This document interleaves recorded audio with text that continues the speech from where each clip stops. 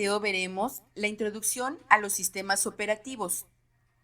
Los temas que estaremos tocando son definición y funciones, así como características de un sistema operativo, evolución histórica de los sistemas operativos, clasificación y estructura de los sistemas operativos y qué es el núcleo de un sistema operativo.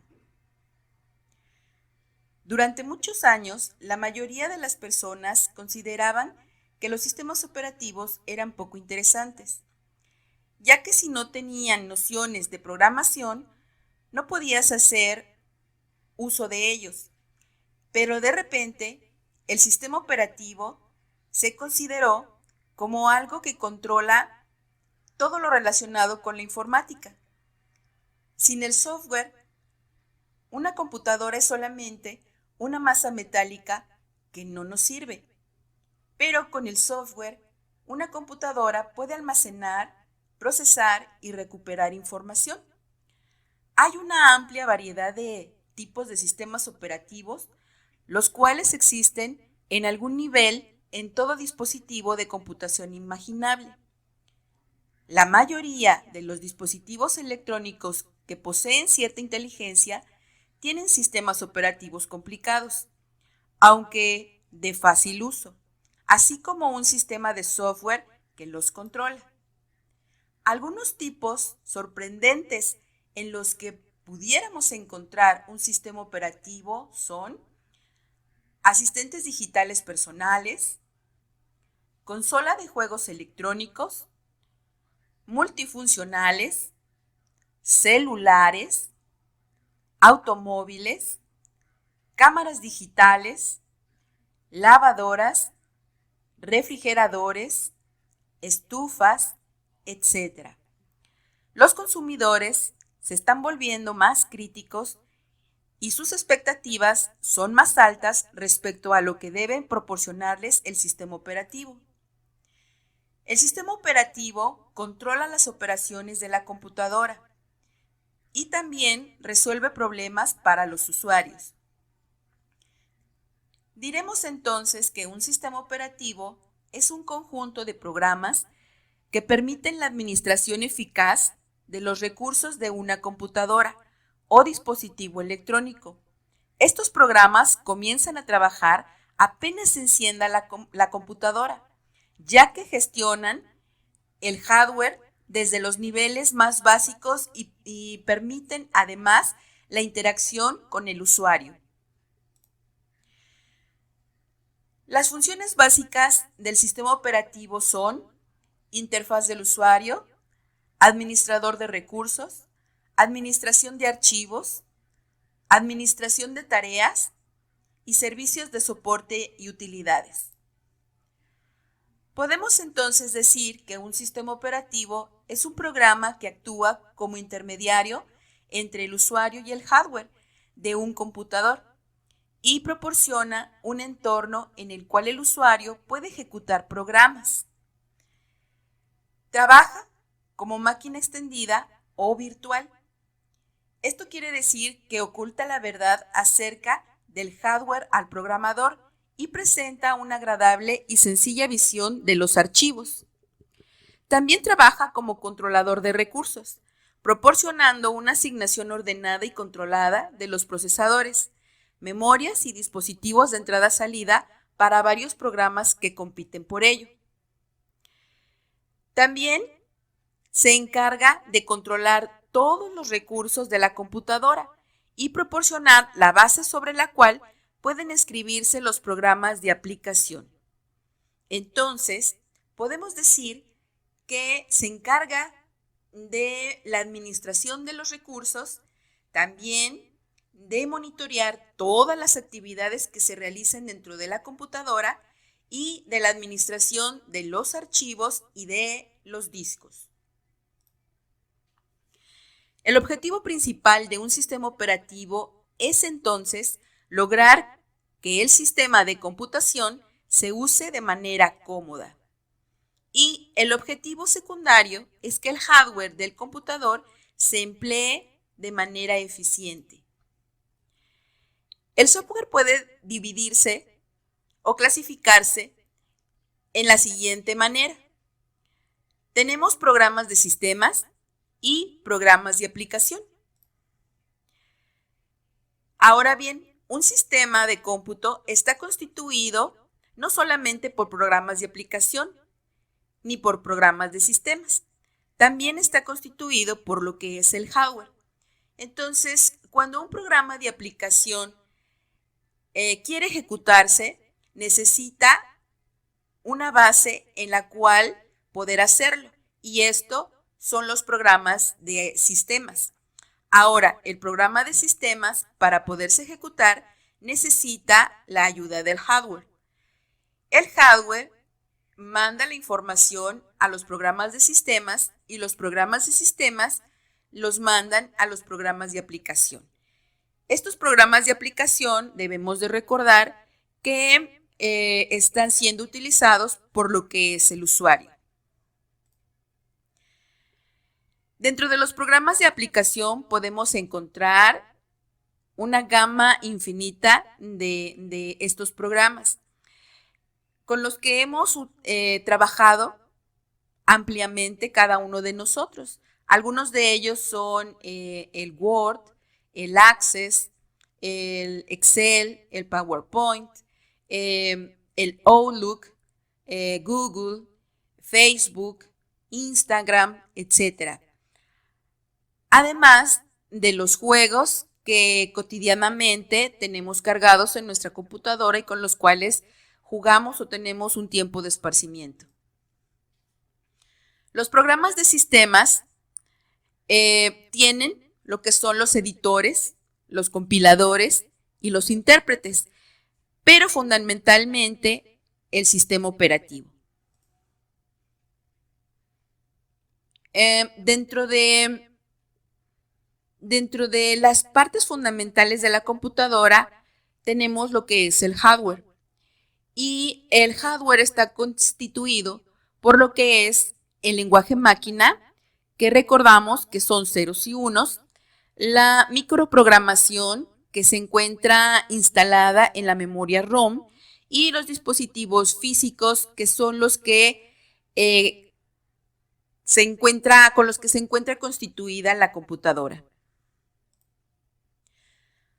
Antes de las computadoras personales había computadoras más grandes y costosas. Podríamos decir ahora que eran primitivas y casi no había programadores. Los programas estaban limitados en cuanto a sus capacidades porque la memoria principal era muy pequeña, los procesadores demasiado lentos y solo existían unos cuantos dispositivos de entrada-salida. Ahora tocaremos la historia de los sistemas operativos. Los sistemas operativos han estado relacionados históricamente con la arquitectura de las computadoras con las cuales se ejecutan. Primera generación, de 1945 a 1955, denominada bulbos y conexiones. A mitad de la década de los 40 se construyeron máquinas de cálculo mediante bulbos. Estas máquinas eran muy grandes y se tenían en espacios muy amplios con aire acondicionado, ya que los bulbos se calentaban demasiado y explotaban. Solo podían utilizarlas personal experto en programación. Toda la programación se llevaba a cabo en lenguaje máquina absoluto y con frecuencia se utilizaban conexiones para controlar las funciones básicas de la máquina. Los lenguajes de programación eran desconocidos, incluso el lenguaje ensamblador. Tampoco se oía de los sistemas operativos, es decir, que en esta generación no existieron los sistemas operativos. Segunda generación, de 1955 a 1965, denominada transistores y sistemas de procesamiento por lotes. La introducción del transistor a mediados de los años 50 modificó en forma radical el panorama, ya que se redujeron en gran medida los tamaños de las computadoras, por lo que se cambiaron los bulbos por transistores. Las máquinas se seguían aislando del exterior en cuartos de cómputo con aire acondicionado especial y se tenía un equipo de operadores profesionales para la ejecución de los programas. Se utilizaban dos tipos de computadoras, la 1401 para recopilar la información e imprimirla y la 7094 para ejecutar los programas. Se invertía mucho tiempo en cada uno de los procesos y se buscó la solución que fue el sistema de procesamiento por lotes. Estas primeras computadoras eran sistemas de usuario único, es decir, que un solo usuario y un solo programa podían ejecutarse en un momento dado. La necesidad de cargar programas en la memoria, ejecutar un programa, obtener datos de entrada y producir datos de salida fueron la motivación para crear los primeros sistemas operativos. Se realizaron rutinas de utilidad llamadas cargadores que se convirtieron en el inicio de los primeros sistemas operativos que a menudo se denominaban monitores. Los sistemas operativos en esta generación son el FMS, Fortran Monitor System, para la 1401 y el ABCs para la 7094. Tercera generación, de 1965 a 1980, denominada circuitos integrados y multiprogramación. A principios de la década de los 60, la mayoría de los fabricantes de computadoras tenían dos líneas de productos distintas y totalmente incompatibles. Por un lado, las computadoras científicas de gran escala, orientadas a palabras como la 7094, la cual se utilizaba en cálculos científicos y de ingeniería, y las computadoras comerciales orientadas a caracteres, como la 1401, de uso común para el ordenamiento de cintas e impresión por los bancos y las compañías aseguradoras. Estas dos líneas de productos eran muy caras para los fabricantes. Además, la mayoría de los nuevos clientes necesitaban máquinas pequeñas y más rápidas. Nuevamente, se redujo el tamaño de las computadoras por el cambio de los transistores a circuitos integrados. E IBM introdujo el sistema 360 que podía realizar operaciones tanto de la 1401 como de la 7094. Esta computadora solo difería en el precio y desempeño, máximo de memoria, velocidad del procesador, número permitido de dispositivos de entrada-salida, etc. Se tenía la intención de que todo el software, incluido el sistema operativo, debía funcionar en todos los modelos. Debía ser bueno en los sistemas con pocos periféricos y en sistemas con muchos periféricos, y debía funcionar en los ambientes científicos y comerciales. Una de las características muy importantes de los sistemas operativos de la tercera generación fue la multiprogramación. Como se desperdiciaba mucho tiempo en la espera de que terminara un trabajo con entradas-salidas, esto se solucionó con la partición de la memoria en varios fragmentos, con un trabajo distinto en cada partición. Mientras un trabajo esperaba que concluyera la entrada-salida, otro podía estar utilizando la CPU. Si se podía mantener en la memoria principal los trabajos suficientes a la vez, la CPU estaría ocupada el 100% del tiempo. Otra de las características principales de los sistemas operativos de la tercera generación era la técnica spooling, que transfiere datos poniéndolos en una área temporal de trabajo, donde otros programas pueden acceder para su procesamiento en otro momento. Esta área de trabajo temporal suele estar en un archivo o en un dispositivo de almacenamiento. Otro avance muy importante es el tiempo compartido, variante de la multiprogramación. En esta tercera generación, el primer sistema operativo serio de tiempo compartido fue el CTSS, que fue desarrollado por MIT en una máquina 7094 con modificaciones. Después se desarrolló el sistema operativo Multics, que no se terminó, y en este sistema se trabajó con una versión desprotegida que desembocó en el sistema operativo Unix, sistema multiplexado de información y computación. Más adelante, en 1970, el nombre fue cambiado y sufrió una variante en él y al final se llamó Unix, con el que lo conocemos actualmente. El código Unix estaba inicialmente escrito en lenguaje ensamblador. Esta cuestión incidía negativamente en su portabilidad y esto no tardó en solucionarse. Fue más tarde, en 1973, que se reescribió el código Unix en lenguaje C. Unix se convirtió así en el primer sistema operativo escrito en lenguaje de alto nivel.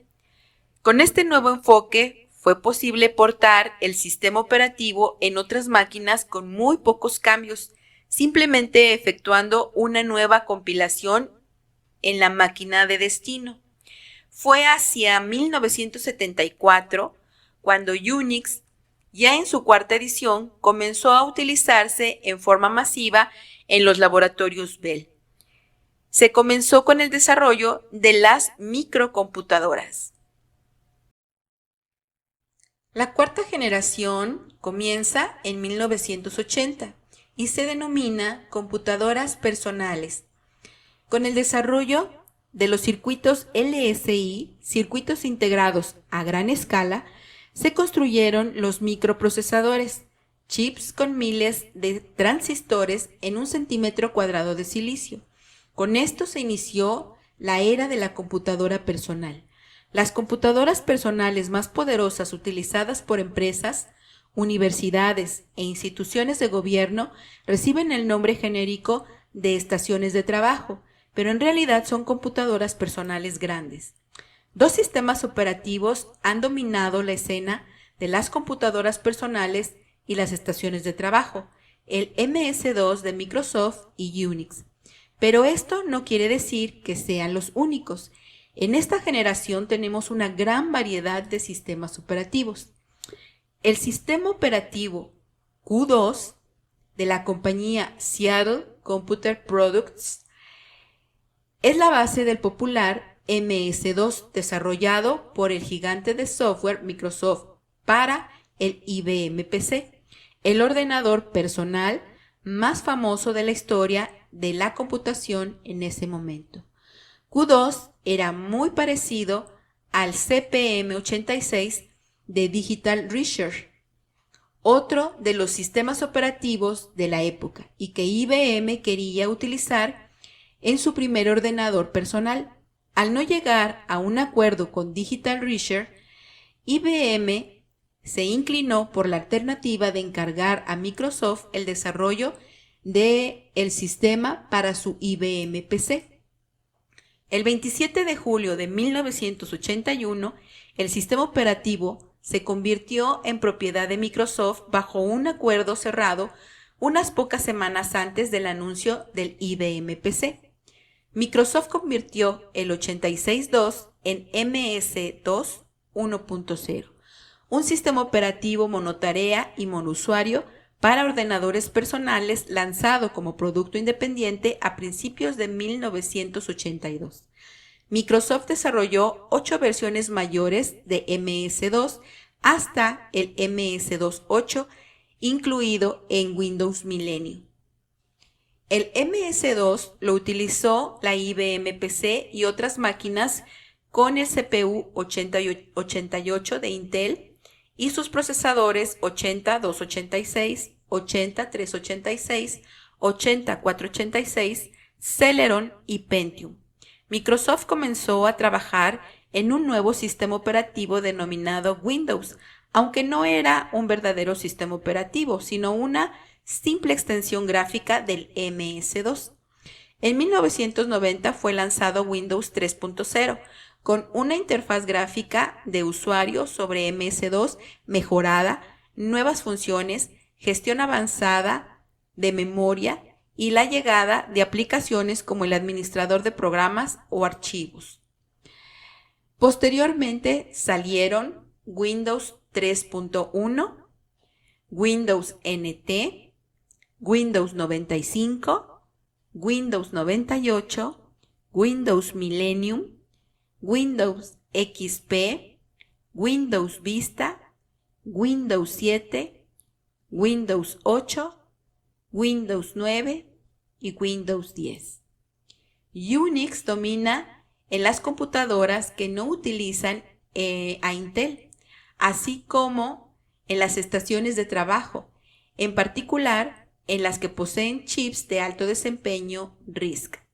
Estas máquinas tienen en general la potencia de cómputo de una microcomputadora. Linux es un sistema operativo basado en Unix, pero reescrito desde cero y pensado para funcionar en computadoras personales de cualquier arquitectura. Con los años se ha adaptado a todos los dispositivos y computadoras. Es curioso que Unix, un sistema operativo que nació como software propietario cerrado, fuera el origen de una filosofía totalmente opuesta, el software libre. Apple lanzó macOS X basado en Unix, diseñado solo para los dispositivos y computadoras Macintosh. Un interesante desarrollo que comenzó a llevarse a cabo a mediados de la década de los 80 ha sido el incremento de las redes de computadoras personales con sistemas operativos de red y sistemas operativos distribuidos. Sistemas operativos para dispositivos móviles. El sistema operativo de un dispositivo móvil controla el dispositivo al igual que en las PCs. Sin embargo, los sistemas operativos móviles son mucho más simples y están más orientados a la conectividad inalámbrica, los formatos multimedia para móviles y las diferentes maneras de introducir información en ellos. Algunos de ellos son Android, Windows Phone, BlackBerry, Migo, Tizen, iOS, Symbian y Ubuntu. Con esto terminamos nuestro recorrido por las generaciones de los sistemas operativos. Cabe mencionar que en la cuarta generación se englobaron todos los sistemas operativos hasta la fecha. Hay otros autores que agregan lo que es quinta y sexta generación en sistemas operativos, pero nosotros lo dejamos englobado hasta la cuarta generación. Los temas que hemos visto hasta este momento son definición, funciones y características de un sistema operativo y evolución histórica de los mismos. Esta es la primera parte de nuestro video y en la segunda parte veremos lo que son la clasificación y las estructuras de los sistemas operativos y el núcleo del mismo. Posteriormente a este video tenemos la primer tarea y vamos a explicar en un siguiente video cuál es esa tarea y cómo realizarla.